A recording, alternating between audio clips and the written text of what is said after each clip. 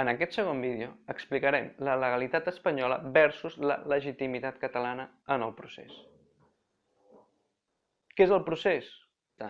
Doncs tots els actes socials i polítics d'una gran part del poble de Catalunya que van començar el 2010. El que pretén és articular noves legitimitats que permetin substituir la legalitat espanyola per la legalitat catalana, nascuda de la voluntat popular i amb l'objectiu d'aconseguir l'estat català. Fets que legitimen el procés. Podem diferenciar dos tipus de fets. Primer, els fets que provenen de l'estat espanyol que intenten frenar i destruir qualsevol aspiració de la societat catalana. I segon, el fet de la força de voluntat d'una gran part de la societat civil catalana i del Parlament per crear noves legitimitats i així construir la nostra pròpia legalitat. Anem a veure com l'estat espanyol legitima el nostre procés independentista. Destaquem tres fets importants. Primer, la sentència del Tribunal Constitucional del 2010 sobre l'Estatut de Catalunya. Per al poble català, aquesta sentència va ser injusta i arbitrària. Guerra aseguró que los socialistas se cepillaron el plan Ibarretxe y el Estatuto catalán porque eran infumables. Sí, lo cepillamos antes de entrar en la comisión. Sí, la verdad. ¿Para qué vamos a andar con eufemismo, coño? Y el otro lo cepillamos como un carpintero durante la Constitución. Injusta perquè no va respectar la voluntat de la majoria popular catalana que en el referèndum del 2006 havia votat ser reconeguda com a nació.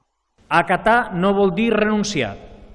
No renunciarem a res del que s'ha pactat, signat i votat. Ens hem sentit maltractat en aquest procés, però ara, en cap cas, ens sentim vençuts. Tot el contrari. No hi ha tribunal que pugui jutjar els nostres sentiments ni la nostra voluntat. Som una nació. El Tribunal Constitucional ha comès una gran irresponsabilitat. No ha fet honor a la seva alta missió i ha escrit una de les més tristes pàgines de la seva història política i jurídica al llarg d'aquests anys. I arbitrària per haver suprimit articles que amb el mateix contingut estan vigents encara als Estatuts d'Andalusia i de València.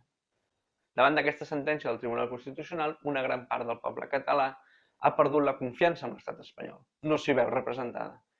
I, per tant, decideix iniciar un procés independentista. Segon fet, la recentralització política, econòmica i institucional iniciada el 2009. I com ho han fet? Doncs, amb l'aprovació de la LOMCE, que suposa la recentralització de l'ensenyament i l'aturada del desenvolupament de la llengua catalana,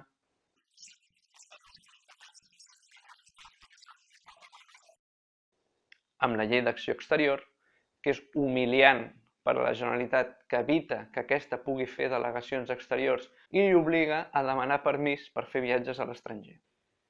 Como Cataluña no es un Estado, no es un sujeto de derecho internacional y no tiene capacidad para establecer esas relaciones diplomáticas. Tercer fet, la intervenció de les finances de la Generalitat per part de l'Hisenda de l'Estat espanyol, que té com a objectiu asfixiar econòmicament a la Generalitat de Catalunya i la intervenció es fa mitjançant el FLA. S'havia especulat en aquestes darreres setmanes de si ens suspendrien l'autonomia.